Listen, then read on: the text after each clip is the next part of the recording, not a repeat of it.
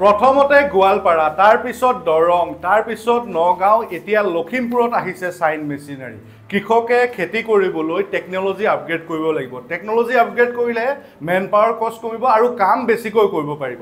আজি আমি আহিছোঁ চাইন মেচিনাৰী যি আছে মৈদমীয়া লখিমপুৰত, আৰু তাত আহি আমি জানিম যে বিভিন্ন ধৰণৰ মেচিনাৰী তেওঁলোকৰ ওচৰত আছে, কেনেকুৱা মেচিনাৰী তেওঁলোকে কৰিছে, কি ধৰণৰ মেচিনাৰী কেনেকুৱা পায়, সবিশেষ আজি ভিডিঅ'টোত আমি সবিশেষ গম পাম। বলক ভিডিঅ'টো আৰম্ভ কৰোঁ। আছে মোৰ লগত চাইন মেচিনাৰীৰ স্বত্বাধিকাৰী আশ্ৰাফুল দাস। নমস্কাৰ, স্বাগতম জনাইছোঁ। লখিমপুৰত প্ৰথম আছিলে গোৱালপাৰা, দৰং আহিলে, নগাঁও আহিলে, লখিমপুৰ। কেনেকুৱা ধৰণৰ মেচিন লখিমপুৰৰ মানুহে পাব? আচল কথা হ'ল মেচিন এটা লোৱাৰ লগে লগে ছাৰ্ভিচৰ কথা আছে বা আপোনাৰ ইয়াতে সহজতে পোৱাৰ কথা থাকে, সেইকাৰণে লখিমপুৰ। নেক্সট প্লেনিং ক'ত হ'ব সেইটো জানিম, তাৰ লগতে বাকীখিনি বস্তু আগবাঢ়িব। সেইটোৱে মানে প্ৰথম আমি গোৱালপাৰাৰ পৰাই লখিমপুৰ, ডিব্ৰুগড়, তিনিচুকীয়া, নগাঁও, দৰঙত আমি মানে কৰিছিলোঁ, বিক্ৰী কৰিছিলোঁ।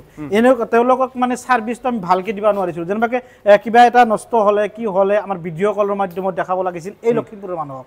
আজি আমি লখিমপুৰত ডাইৰেক্ট আহিছোঁ যাতে তেওঁলোকৰ ছাৰ্ভিচিং বা কিবা নষ্ট হ'লে আমি অতি সোনকালে তেওঁলোকক ছাৰ্ভিচটো দিব পাৰোঁ।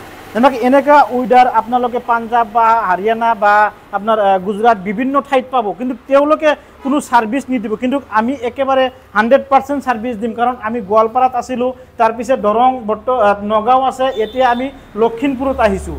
উজনি অসমৰ মানুহৰ যিবিলাক ৱেডাৰ, পাৱাৰ ৱেডাৰ হওক বা মিনি ৰাইচ মিল হওক, যিকোনো বস্তু লাগে যদি চাইন মেচিনাৰীৰ পৰা ক্ৰয় কৰে তেওঁলোকে ছাৰ্ভিচটো ভাল পাব।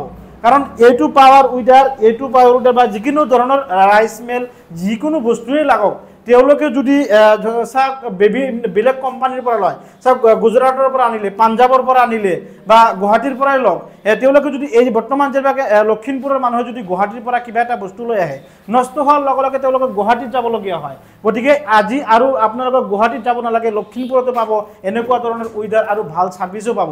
আৰু ৱেডাৰবিলাক কি ৱেডাৰ আছে এইটো গোটেইকেইটা বিষয়ে আমি ডিটেইলছ কৈ দিম। প্ৰথমতে আপোনালোকক দেখাই আছোঁ চেতাক কোম্পানী প্ৰিমিয়াম মডেল।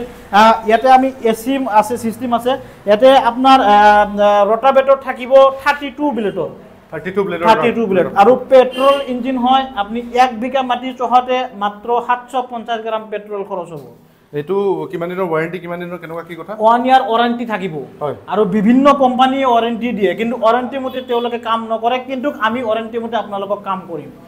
যেহেতু আমি লাহে লাহে চাইছোঁ, আমি প্ৰথমতে আমি চাইন মেচিনাৰী যিসকল কাষ্টমাৰ আছে, আমাক যিসকলে ছাপোৰ্ট কৰিছে তেওঁলোকক আমি ধন্যবাদ জ্ঞাপন কৰিছোঁ। কাৰণ তেওঁলোকৰ কাৰণে আজি আমি আহি পাইছোঁ আপাৰ আছামত। প্ৰথমতে আমি গোৱালপাৰা আছিলোঁ, দৰং, নগাঁও, বৰ্তমান আমাৰ এই কাষ্টমাৰেই লৈ আহিছে আজি লখিমপুৰত। তে আমি আপোনালোকে আমাক আৰু বেছিকৈ ছাপোৰ্ট কৰিব, আমি আপোনালোকক হেল্প কৰি যাম। গতিকে এইটো আমি যিটো আমাৰ পাৱাৰ ৱেডাৰ আপোনাক দেখুৱালোঁ, এইটো চাওক আমাৰ হেভিটেকৰ পাৱাৰ ৱেডাৰ। আপোনালোকে জানে যিহেতু হেভিটেকৰ যিটো ডিষ্ট্ৰিবিউটাৰ আমি চাইন মেচিনাৰী লৈছোঁ, মানে হেভিটেকৰ যিকোনো মেচিন হওক বা ৱেডাৰ হওক গোটেইকেইটাকতো প্ৰথমত আমাৰ ইয়াত আহে। অসমত যিকেইটা আহিব গোটেইকেইটা প্ৰথমত চাইন মেচিনাৰীৰ হাতত আহে, তাৰ পিছতহে বেলেগ ঠাইত যাব। গতিকে যদি হেভিটেকৰ কিবা মেচিন ল'ব লাগে চাইন মেচিনাৰীৰ পৰা ল'ব লাগে, আপোনালোকে কম দামত পাব, ভাল ছাৰ্ভিচ পাব। ইয়াতে আমি 9 HP চাওক, ইয়াতে 9 HP আছে, 32 ব্লেডৰ ৰটাভেটৰ থাকিব, পেট্ৰল ইঞ্জিন। আপুনি 1 ঘণ্টাত মোটামুটি 3 বিঘা মাটি চহাব পাৰিব।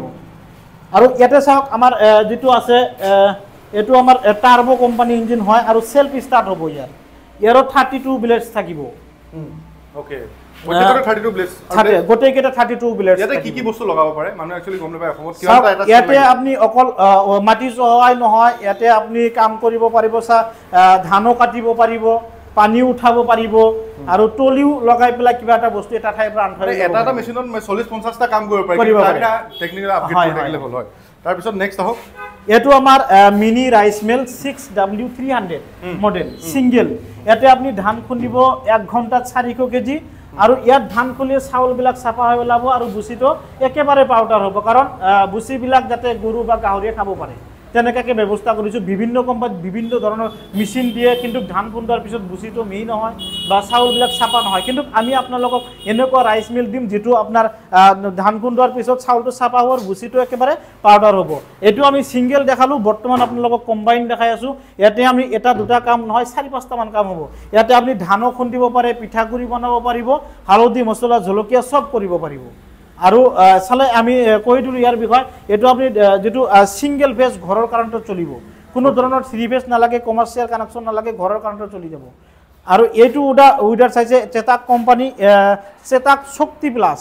এইটো ডিজেল ইঞ্জিনৰ হয় আৰু ইয়াৰ মানে ৰটাৰ যিটো ব্লেড থাকিব, গোটেইকেইটাই আমি দেখালোঁ 32 ব্লেড আছিলে, বৰ্তমান এইটো 40টা ব্লেডত থাকিব 40 ব্লেডছ।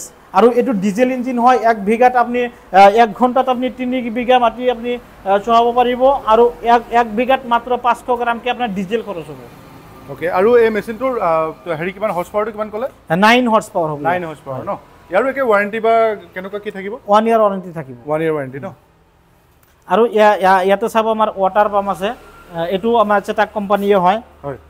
আৰু এইটো আমাৰ বেটাৰী এক্সপ্ৰে হয়। আৰু যিকেইটা আমি গোটেইকেইটা দেখালোঁ, আৰু বিভিন্ন ধৰণৰ আমাৰ ইয়াতে প্ৰডাক্ট আছে, যিহেতু আমাৰ ৰুমটো অলপ সৰু হৈছে আমি দেখাব নোৱাৰিলোঁ।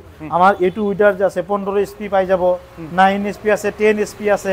গতিকে মুঠৰ কথা হ'ল চাইন মেচিনাৰীয়ে এগ্ৰিকালচাৰ বিভাগৰ যিকোনো ধৰণৰ মেচিন লাগে চাইন মেচিনাৰীৰ লগত কণ্টেক্ট কৰিব পাৰে। আপোনালোকে যিকোনো এগ্ৰিকালচাৰ বিভাগৰ মেচিন লাগে আপোনালোকে পাই যাব। গতিকে মেচিনৰ বিষয়ে ইমান ডিটেইলছ ক'ব নালাগে, যিহেতু চাইন মেচিনাৰী ভিডিঅ' আপোনালোকে চায়ে থাকে।